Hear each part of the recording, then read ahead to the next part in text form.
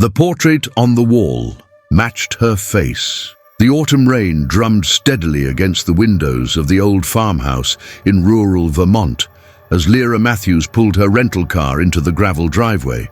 The property had been in her family for generations, though no one had lived here since her great-aunt Margaret passed away 3 years ago.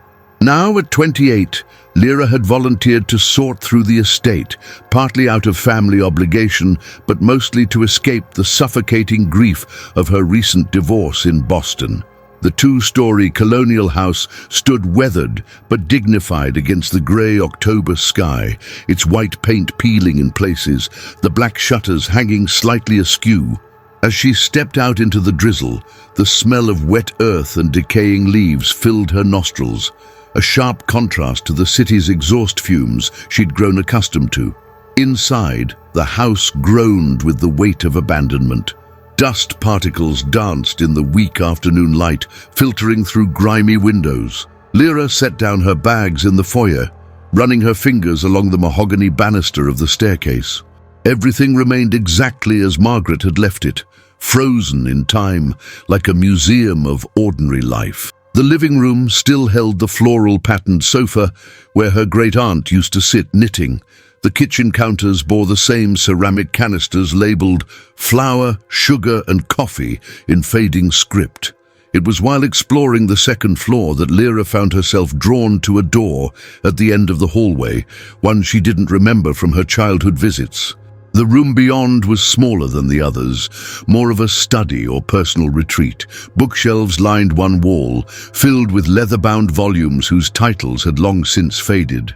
A writing desk sat beneath the window, covered in a thick layer of dust. But it was the portrait hanging on the opposite wall that stopped Lyra in her tracks.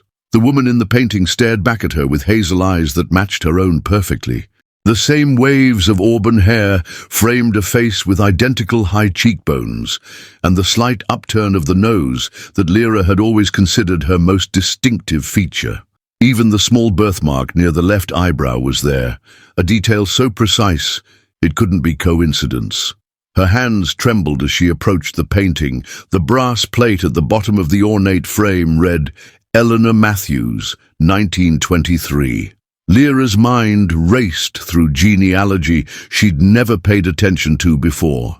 Eleanor would have been her great-great-grandmother's sister, a branch of the family tree she knew nothing about. The woman in the portrait wore a dress typical of the era, high-necked with delicate lace, but her expression held something timeless, a mixture of determination and profound sadness that Lyra recognized in her own reflection during the darkest days of her marriage. She reached out to touch the canvas, half expecting it to ripple like water, to reveal itself as some elaborate mirror trick.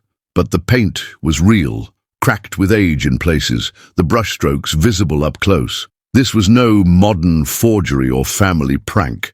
This woman had lived a century ago, and she bore Lyra's exact face. That evening, as rain continued to patter against the windows, Lyra sat cross-legged on the dusty floor, surrounded by boxes she'd pulled from the closet. Most contained the expected detritus of a long life: photograph albums, bundles of letters tied with ribbon, obsolete household receipts.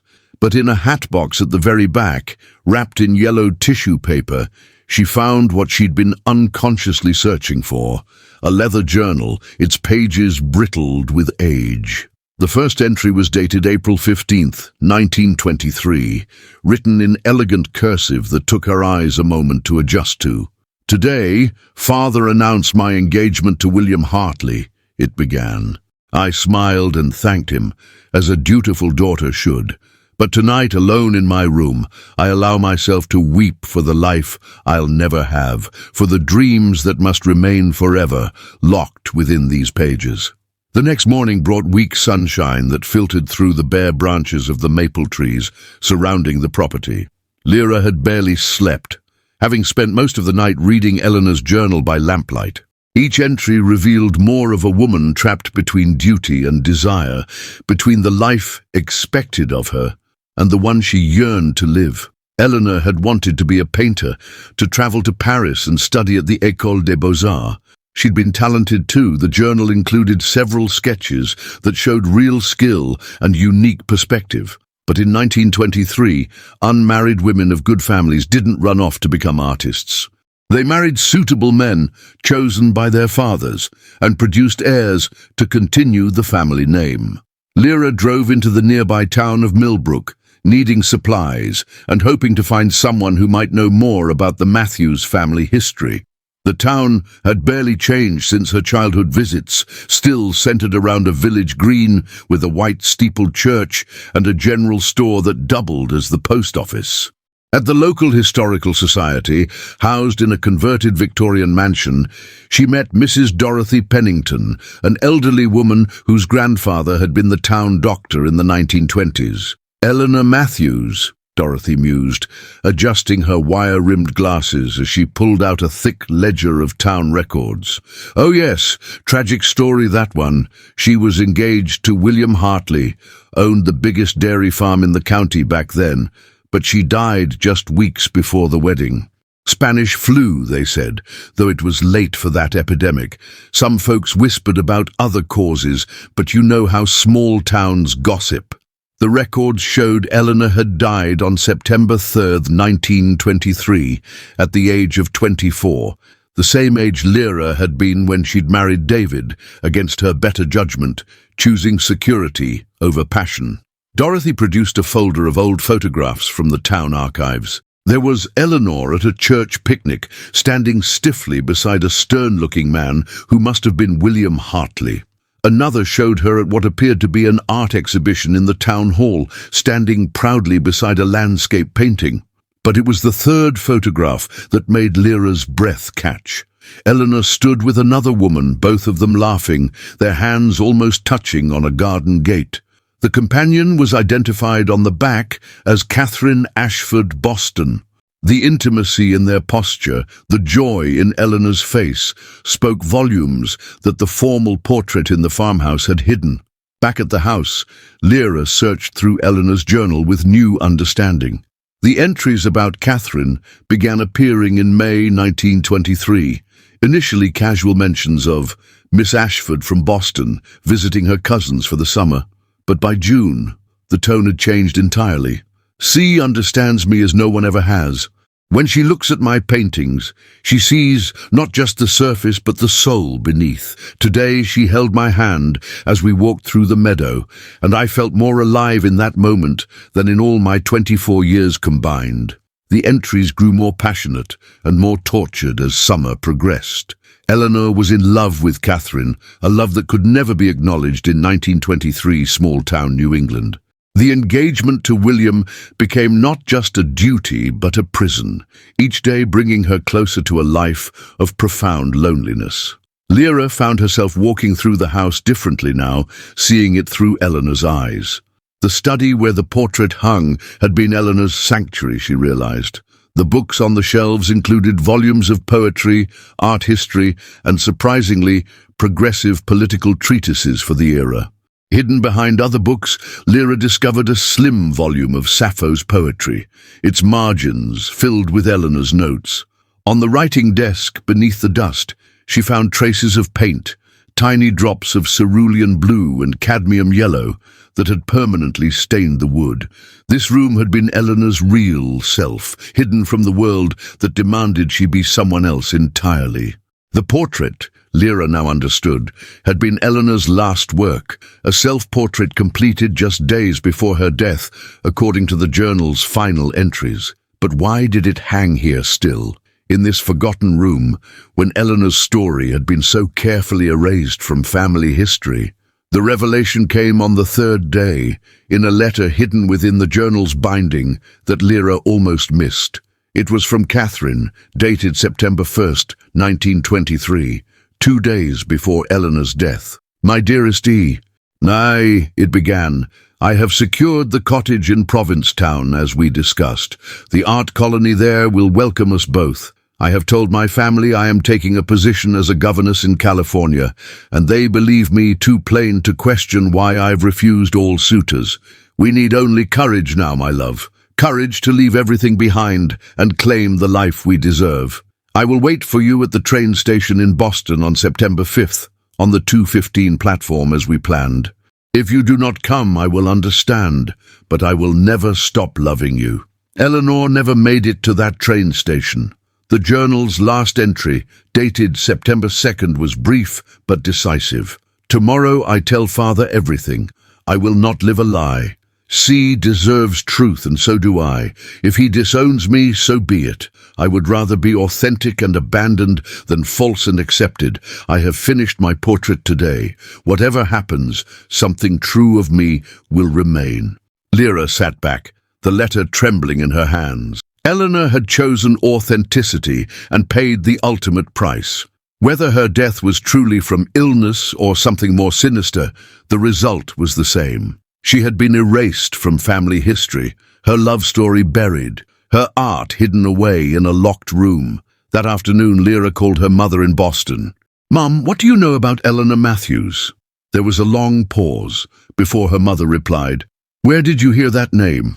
Your great-grandmother always said we didn't speak of her. Some old family scandal, though nobody ever told me what exactly. Why do you ask?" Lyra explained about the portrait, the journal, the hidden love story. Her mother listened quietly, then said, "You know, your great-aunt Margaret never married either. Always said she was too independent for it. Maybe she knew more than she let on. Maybe that's why she kept that room locked all these years, preserving Eleanor's truth even if she couldn't speak it aloud." As the sun set over the Vermont hills, painting the sky in shades of pink and gold that Eleanor would have loved to capture, Lyra made a decision. She called the Millbrook Historical Society and asked Dorothy if they would be interested in a donation of historical significance. Then she contacted an art restoration specialist in Boston who specialized in portraits from the 1920s. Finally, she opened her laptop and began to write. Not the corporate reports that had filled her days during her marriage, but something real and urgent and necessary. She would tell Eleanor's story, complete the narrative that had been cut short a century ago. She would research what happened to Catherine Ashford, honor both women's courage, and ensure their love would no longer be hidden in locked rooms and family shame. That night, Lyra had the first peaceful sleep since arriving at the farmhouse. She dreamed of Eleanor and Catherine, walking through a meadow of wildflowers, their hands clasped openly, their laughter carrying on the summer breeze. When she woke, she found herself standing before the portrait again, but this time she saw it differently. It wasn't just Eleanor's face that matched her own, but something deeper. The woman in the painting had been at a crossroads, forced to choose between safety and truth, between others' expectations and her own authentic self. She had chosen truth, even knowing the cost. Now, a century later, Lyra stood at her own crossroads. Her divorce had freed her from a marriage that had slowly been erasing her own identity, but she hadn't yet decided who she would become next. Over the following weeks, Lyra transformed the farmhouse into something Margaret would have been proud of. She opened every window, letting autumn air chase away the staleness of abandonment. The portrait of Eleanor was carefully restored and now hung in the main living room, no longer hidden but celebrated. Through her research, Lyra discovered that Catherine Ashford had indeed waited at that Boston train station on September 5th, 1923. When Eleanor never arrived, Catherine had gone to Provincetown alone, where she became a respected painter and patron of the arts. She never married, living with a companion named Ruth for 40 years until her death in 1967. Among Catherine's papers at the Provincetown Art Association, Lyra found sketches of Eleanor, drawn from memory across decades, each one annotated with a date as if marking an anniversary. The Historical Society was thrilled with the donation of Eleanor's journal and letters, recognizing their importance as rare documentation of LGBTQ history in rural New England. Local news picked up the story, and soon Lyra was receiving messages from historians and researchers interested in Eleanor's story. But more importantly, she received emails from young people in small towns who saw themselves in Eleanor's struggle, who needed to know that even a century ago, there were people like them fighting to live authentically. Lyra established a small foundation in Eleanor and Catherine's names, providing scholarships for young LGBTQ artists from rural communities to study in Boston or New York, to have the chances Eleanor never got. The farmhouse became Lyra's weekend retreat from Boston, where she had returned not to her old corporate job, but to pursue a degree in art therapy. She wanted to help others express truths they couldn't speak aloud, just as Eleanor had done through her paintings. David had called once, suggesting they try again, but Lyra had declined with a clarity that surprised them both. She wasn't the woman who had married him anymore. She had found her own portrait, her own truth, in the courage of an ancestor who had refused to live a lie even when truth meant danger. The Matthews family curse wasn't scandal or shame, Lyra realized, but silence, the generational weight of unspoken truths. By speaking Eleanor's story, she had broken that curse, not just for Eleanor, but for herself. On a crisp November morning, exactly 2 months after finding the portrait, Lyra stood in the meadow behind the farmhouse with a small group of friends and locals who had become invested in Eleanor's story. Dorothy Pennington had brought chrysanthemums from her garden, the same flowers that would have bloomed when Eleanor died. The young minister from the Millbrook Church, who had surprised everyone with his enthusiasm for honoring Eleanor's memory, read from Sappho's poetry. They unveiled a small plaque they'd installed on the garden gate, in memory of Eleanor Matthews and Catherine Ashford, whose love story reminds us that courage is choosing truth over safety, authenticity over acceptance. As the gathering dispersed, Lyra remained in the garden, watching the sun climb higher over the mountains. She thought about the portrait hanging in the house, about the woman who had painted her own face as an act of defiance and hope, leaving behind proof that she had existed, had loved, had refused to disappear. The resemblance between them was more than physical now. It was the inheritance of courage, passed down through generations of silence until it found voice again. Lyra pulled out her phone and opened a message from a young woman in Tennessee who had read about Eleanor's story online. "Thank you," it read, "for showing me that choosing to be yourself isn't new or modern. It's what brave people have always done, even when the world made it impossible. Tomorrow I'm telling my family who I really am."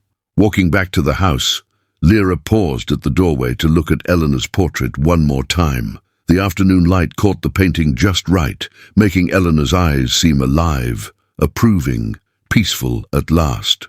The house no longer felt heavy with secrets, but light with truth finally spoken. Lyra had come here to settle an estate, to clean out an old house, and prepare it for sale. Instead, she had discovered that some inheritances can't be measured in property or possessions. Some gifts wait a century to be claimed. The portrait on the wall matched her face, yes, but more importantly, Eleanor's courage had matched her own need for it, arriving exactly when Lyra needed to remember that living authentically, though difficult, was the only way to truly live at all.